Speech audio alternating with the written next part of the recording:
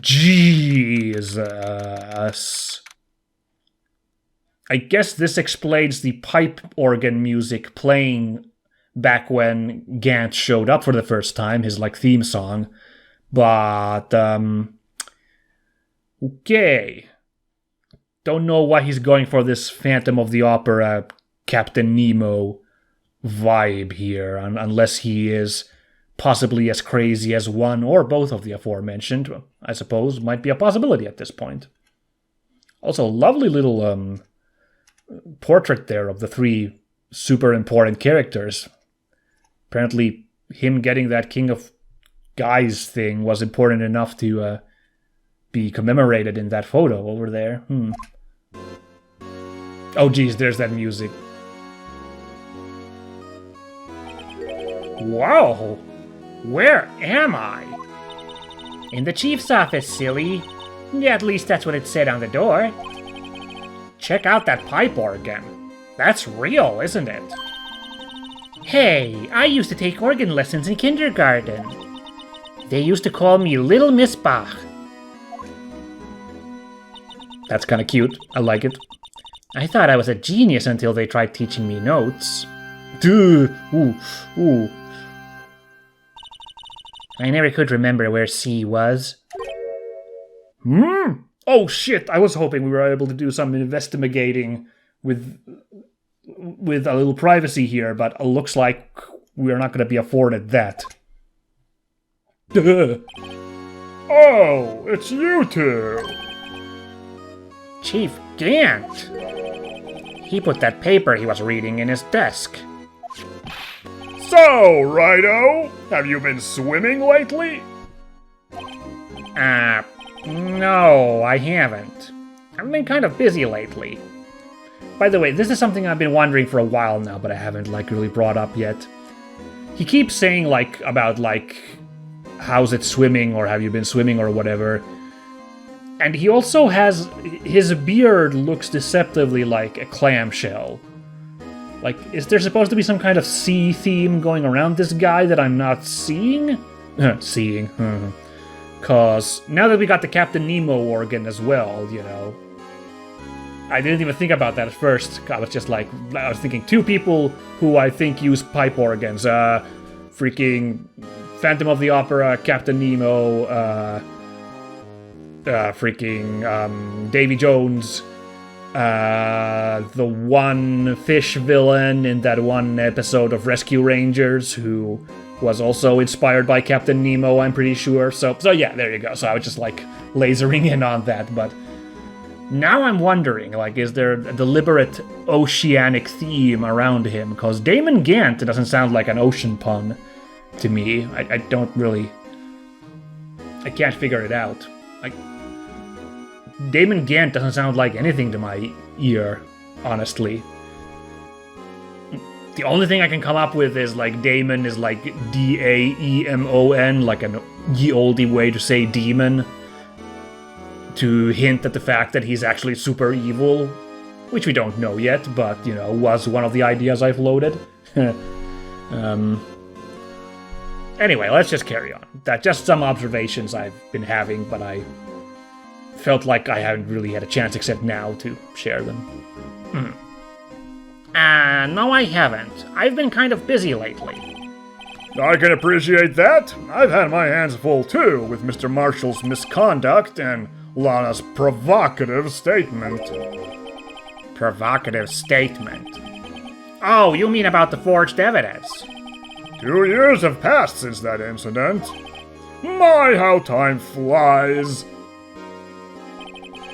See that big picture on the wall over there? Hey, there we are. Wait a bloody second. What is that object behind them right there?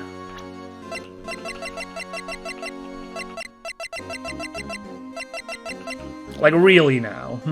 Well, I guess, the case has been fiendishly tricky enough already, and there are all those things I only spotted on, my third and fourth watching of the video, so let's give us one easy thing to spot, the fact that jar we fixed is right there. But yeah, okay. File that under probably important. Also, is the shield already... The shield's already broken, but... There appears to be like a sword or something that's actually missing from it. Also, I think might be an important detail. Might have to file that under... Remember that. No. That's a picture of Lana, Neil, and me. So this is Mr. Marshall's brother, Prosecutor Neil Marshall. We took it to commemorate our work together. Something's not right with this picture. I can't quite seem to put my finger on it, though. Well, I already called out a couple of weird things here, but is there something else I should be noticing? What is that weird thing, that weird white and red thing on top of Lana? What is that? Oh, no, I see. I think there's like a little suit of armor next to her that's like holding a sword or something. That might be what that weird white and red thing is. Hopefully we can take a closer look. Oh yeah, now I saw it. Yeah, I think it's the armor is holding like a weird little gladius there. Anyway, I'd like to reminisce all day, but there are matters that need my attention. I'm going to lock up here, so let's go out together. Oh, but this office... It was a crime scene 2 years ago, wasn't it? That case has long since been over. There's no need to investigate it anymore. All the same, we'd still like to have a look around. Perhaps you didn't hear me. I said there's no need to investigate it anymore. Now hurry up and get out! I have a meeting to attend! Looks like we aren't welcome. It seems that case isn't over with yet after all. What do you mean? Chief Gant denied our request to search the crime scene. That means there must be a reason he doesn't want us looking around in there. You mean like a clue? Okay, so now even Phoenix is starting to believe that Gant is somehow involved and in a crooked way with what's going on. Because, otherwise, maybe he just was a busy man and didn't want them snooping around. Could be a plausible explanation in any other case, but yeah, it does sound a little incriminating. There's gotta be a way we can get inside the chief's office. Oh, we gotta sneak back in there? How are we gonna do that? Let's go back here for the moment. Hey, pal! Detective Gumshoe, aren't you supposed to be in a meeting? Hey, awesome, Gumshoe. I love him. I'm, just taking a breather. My feet hurt. From sitting so long? Actually, from serving everyone coffee. Sounds like Detective Gumshoe's still out of the loop. Say, have either of you seen Mr. Edgeworth? Edgeworth? No. Why do you ask? He's under fire from both the police department and the prosecutor's office. It's almost like the battles between you two in court. That sounds serious. Is it because of what my sister said? That's basically what it all boils down to. That falsified evidence 2 years ago. Now Mr. Edgeworth has the whole world after his blood. Yikes. Well, what's shaking, Gumshoe? But why would Edgeworth be blamed? It's not like he knew the evidence was forged. Lana Skye is the guilty party here, isn't she? Regardless, the prosecutor is responsible for the evidence they present in court. Really? Come on, that seems... Okay then. I guess we gotta roll with it. Not only that, but as you know, there have been a lot of rumors going around about Mr. Edgeworth. His amazing talent as a prosecutor has kept him safe from those who don't like him. But now with this... Are there really so many people who hate him? In our world, only those with talent rise to the top. Mr. Edgeworth not only has that, but he's young. There's no better recipe I know of for making enemies. Hey, Dick! Keep up the good work! Yes, sir! Let's go out for lunch again sometime, my treat! Yes, sir! You gotta take me back to that joint sometime, okay, Dick? Yes, sir! It seems you don't have any problems with enemies. Yeah, well, I'm careful not to stick out. Anyway, I'm a bit worried about him. Under all this pressure, I'm afraid Mr. Edgeworth just might crack. By the way, freaking wow, smart from Gumshoe. He gets played up as the kind of the dumb one, but wow, he's actually knows how to play it to avoid attention. Interesting. More clever guy than you'd think at times. Actually, I took a look at the file earlier, while the coffee was brewing. He seems genuinely concerned for Edgeworth. Yeah, we established that in the previous case already, the one where Edgeworth was the suspect, so yeah. Well, did you find out anything? The only evidence Darke left behind was during his final attack. His final attack? You mean... when he killed Prosecutor Marshall, who was trying to protect some girl. Some girl. Oh, okay. She immediately explains it, okay. Me. It seems Detective Gumshoe never realized Emma was the girl. That's when he left the most incriminating evidence of all. Well, what was it? Let's see. I think it had something to do with the murder weapon. I forget. Look, it's all written somewhere in here, okay? His powers of recollection never fail to impress. Maybe we should show him the murder weapon. It might jog his memory.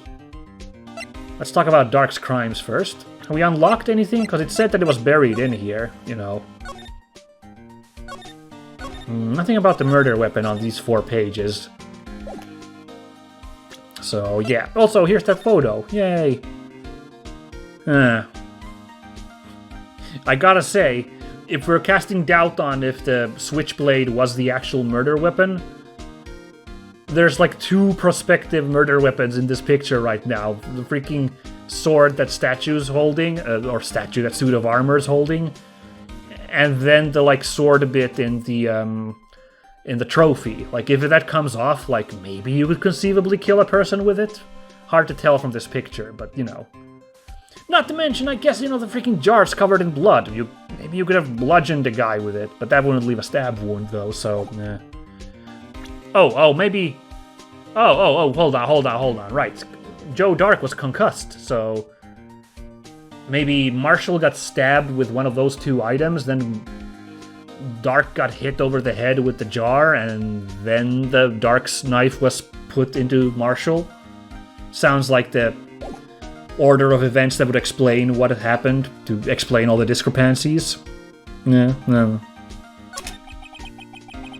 Joe Darke was 42 at the time of the crime. He was just a run-of-the-mill businessman. A businessman? What made him take to serial killing? One day on his way home from work, he's hit someone with his car. With his car? So, it was an accident? An accident, yes. But it transformed him into an animal. An animal? He killed a man that witnessed the accident. Then he killed a lady who witnessed the second crime. A kid walked by just then, so he killed him too. Then when he was done burying the bodies, a jogger came upon the scene and was killed as well. Finally, he turned himself in. I don't know why we auto-scrolled through a bunch of that there, but thankfully I kept up. Seems he was a pretty careless animal. Of course, this is all conjecture. There wasn't a single shred of evidence. See, that's already, like, pretty hard to believe. Like, okay, there have been serial killers in the past who have had a long string, sure. Usually in the past when forensics weren't that super good yet.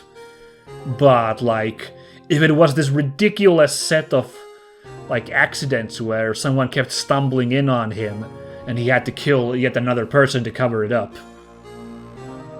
The idea, you know, that he was that incompetent in getting spotted, but that great at hiding the evidence of the people he just kept on killing and killing, seems a little contradictory to my mind. So, yeah, this whole thing stinks, like I've said. So, he turned himself in. Yes, but in the middle of his questioning, he fled and murdered his final victim, Prosecutor Marshall. That crime was witnessed by someone too, but luckily Darke was arrested on the spot. It's a good thing that last witness wasn't killed. That last witness, aka Emma. Yeah, being a little insensitive there. Old gumshoe. What happens if I show the badge? Detective, here is my attorney's badge. You show this to me every time we meet, pal. Real men show their police badge. Enough said. I wish I had a badge. Even an ID card would be nice. Oh, she got to have an ID card for a while when we had the guest card for getting into the evidence room. Yeah, that's why she was so into it. Yeah, I don't know if we need to show our other items once again, if we just go straight to the murder weapon, but what about this blue badger? He must have something to say about his piece de résistance. Did I use that term correctly? I don't know. This guy almost made us lose the case today. What are you talking about? He was guarding the bloodstain on that evidence locker with his life. That's more than you can say about most officers nowadays. He would have saved us a lot of trouble if he hadn't guarded it so well. I have to admit he's right, though. Thanks to the Blue Badger, we were able to prove another possibility today. The possibility that another murder took place prior to 5:15 p.m. Actually, that's true. We wouldn't have been able to, like, the whole defense we had wouldn't have worked. Although the security camera would have shown the blood mark there already before the fight, so never mind. You know, we still would have gotten forward there. Switchblade and knife. So let's show this then. About this. Hey, is that? It has a tag attached to it with the label SL9 incident on it. I believe this would be the broken murder weapon you were speaking of. What are you doing with that? Ever since that case was closed, that knife's been locked away in a locker. On the day Detective Goodman was murdered, this suddenly disappeared from the locker and was found in Mr. Edgeworth's car muffler. Huh. That's it! Now I remember what that incriminating piece of evidence was. When you showed me the knife, it all came back to me. Well, what is it, Detective? Quick, before you forget again! Gosh, so it's not the knife? What is it? What could it be then if it's not this? Because it sounds like he wasn't referring to this. Guess that's why we're talking to him about it now. This knife. It was Joe Darke's, wasn't it? That's right.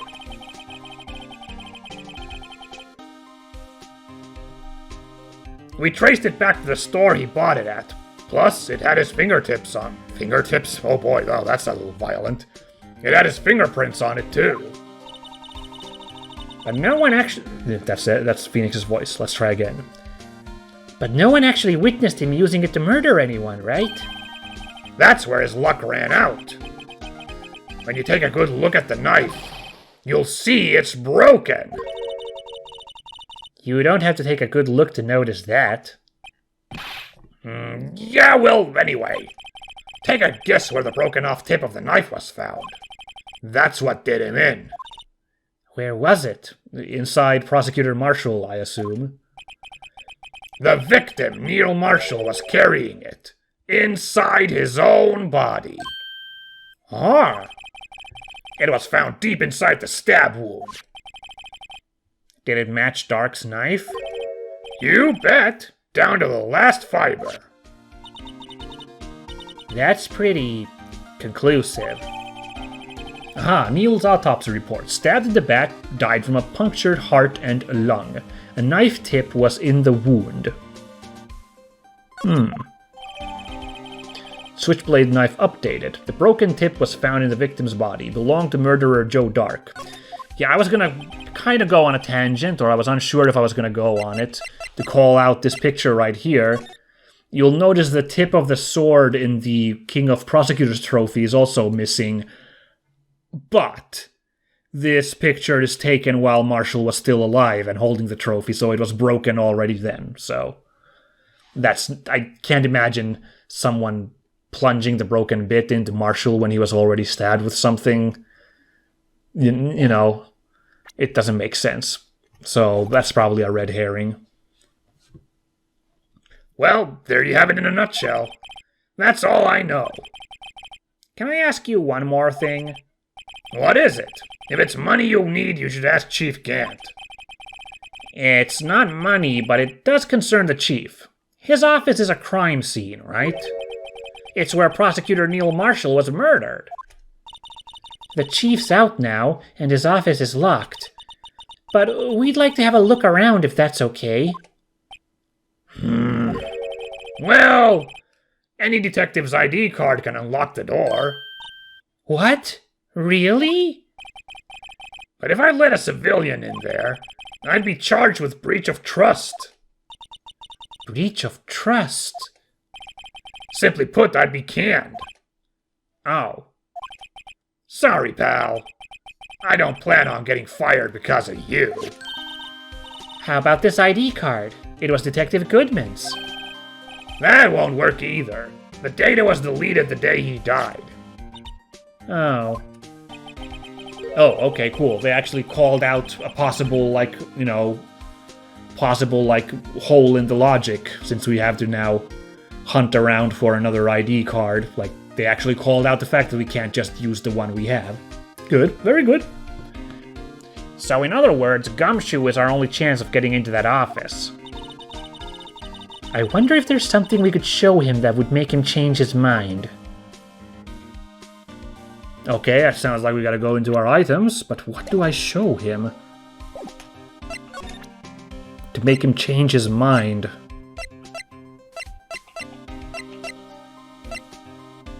This photo? Let me share a little advice with you as a detective. If you don't have a clue, keep your trap shut. I'll, keep that in mind. Sheesh. Well, that wasn't the right item. Neither is this one. Oh, let's read this. Yeah, good idea. Name of deceased, Neil Marshall, 27 male. Date and time of death, February 19, between 7 and 7:30 p.m. Cause of death, single stab wound piercing heart/lung. Assessment, died from blood loss in under 10 minutes. Weapon found in wound was missing tip. And the tip was also found inside him.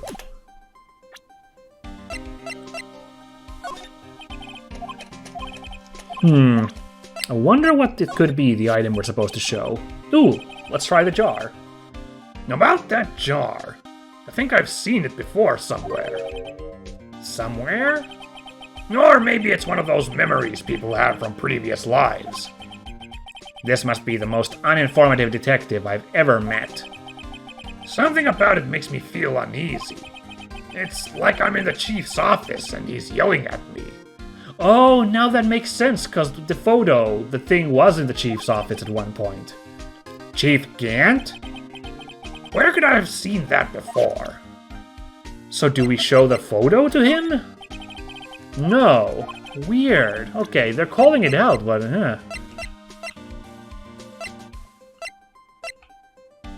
I wonder what the evidence is that I'm supposed to show to him. That's the ID card record, isn't it? Yes, there's only one number left to investigate. At 4:20 p.m., the victim, Detective Goodman, must have entered the evidence room along with someone else. Someone with an executive officer number. 777777777. That's 17 too many, Detective. I think I got the right amount this time, of 8. An executive officer. I just might have a hunch. Yeah, everything's coming up Gant a little bit, aren't they? Oh, this is from a case of Edgeworth. Let's see if this might convince him. No. I'm really stumped on what the evidence might be that I have to show to him. I can't believe Officer Marshall would do something like that.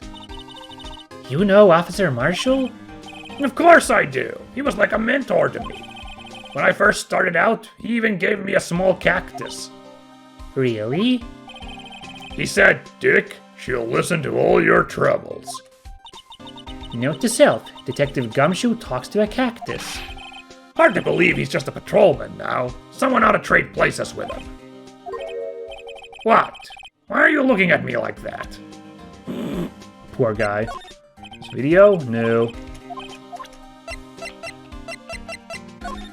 Evidence locker? No locker can be opened without a fingerprint match. Besides, there's no reason for the murderer to touch his own locker. Hey, wasn't your locker the one with the blood on it, Detective? The handprint of the real murderer's gloved hand, without any fingerprints. Oh, might this, like, scare him into complacency? To helping us out, so we'll prove he wasn't the killer? Shh! If they come to arrest me, you'll defend me, won't you? If that happens, I think you'll do better pleading with Edgeworth. Okay, I was maybe grasping at straws there, hoping like he'd be like, oh god, I gotta help you solve the case so I don't get pinned for this, but that wasn't the case at all. Yeah, I don't know what the item is that we're supposed to show him, like... I'm unsure. So, let's do this the difficult way, going through all of them. Oh, a lost item report, huh? Very impressive, Detective. You knew what it was right off the bat. Well, I am a master of misplacement, you know. Master? That has such a cool ring to it. The way I see it, if things aren't meant to be lost... Oh, if things are meant to be lost, then they're meant to be lost. There's a higher power at work here. Wow, a higher power. Maybe I shouldn't let Emma hold any evidence. Okay, we're getting funny dialogue, definitely. But it's not winning us over. Like, let's see this. Even here, look, we're getting dialogue for the fingerprinting set. Nice. Hey, that powder is used for detecting fingerprints. Yeah, Mr. Edgeworth gave it to us. He did what? All I have is some flour. Are you okay, Detective? Quick, run!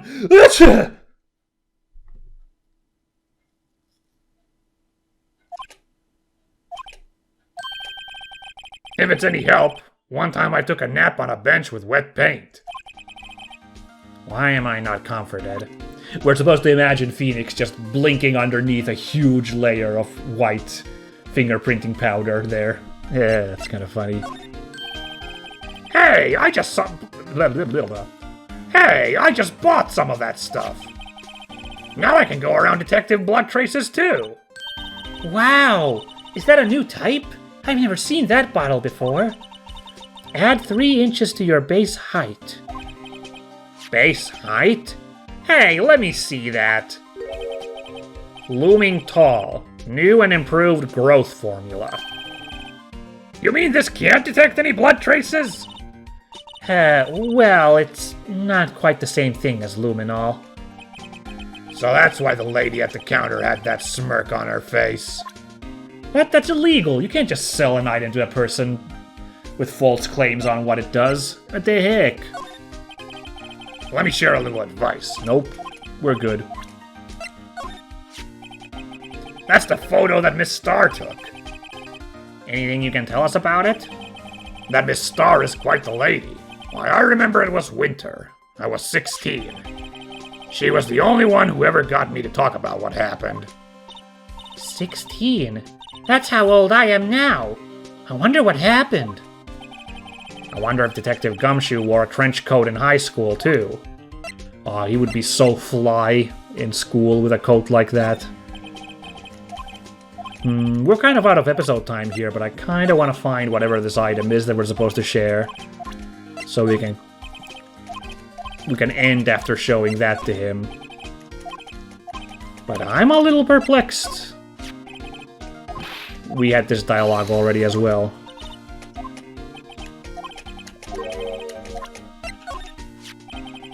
Found in Mr. Edgeworth's car, stabbed with Mr. Edgeworth's knife, huh?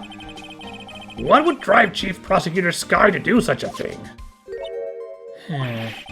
Oh, wait, I didn't mean... I mean, sure, of course someone else really did it. Someone who must have a grudge against Mr. Edgeworth.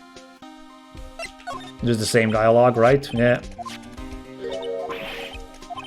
Oh, do we have to show the trophy? Is the trophy the answer? Hey, that's it!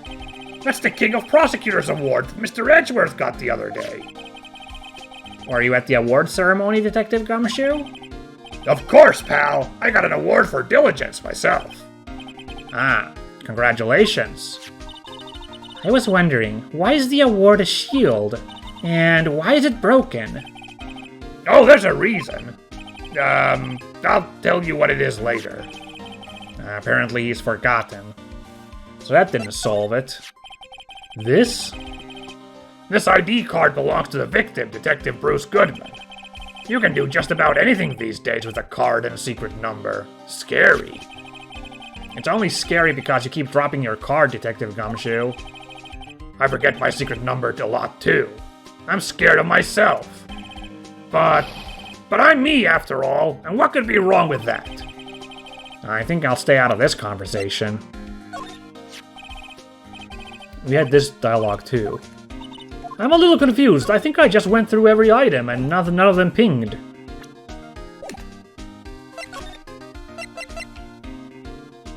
Let's do this dialogue real quick again, because I'm like, what?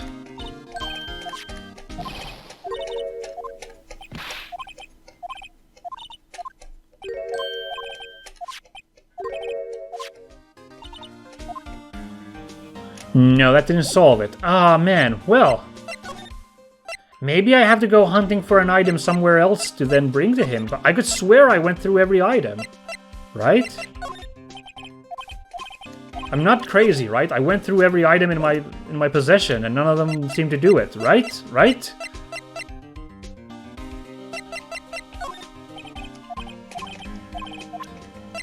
Like, not even this one seemed to be hinting so hard, but... Like, still, we got nothing from that. This one too I showed? Yeah, okay. Well, I am perplexed, I will say that much. I'm confused. I'm shook, you might even say. I don't know what to do next. I guess we'll hunt around for items to give to Gumshoe to get him on our side. Next time, though, because I'm at the end of the episode, so I hope you guys enjoyed watching. It was a good set of episodes, but I'm a little perplexed here at the end on what I'm supposed to give to Gumshoe. Oh well, we'll have a bit of a hunt around, scavenge for items, go check out places we've been to. Maybe we can talk to Edgeworth again. Maybe Edgeworth will be like, let them go through. No, that's not gonna work. Not with Edgeworth, no.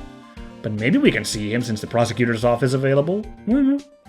But that'll all be for next time. So, I hope you guys enjoyed, and I will catch you all in next time. Bye-bye!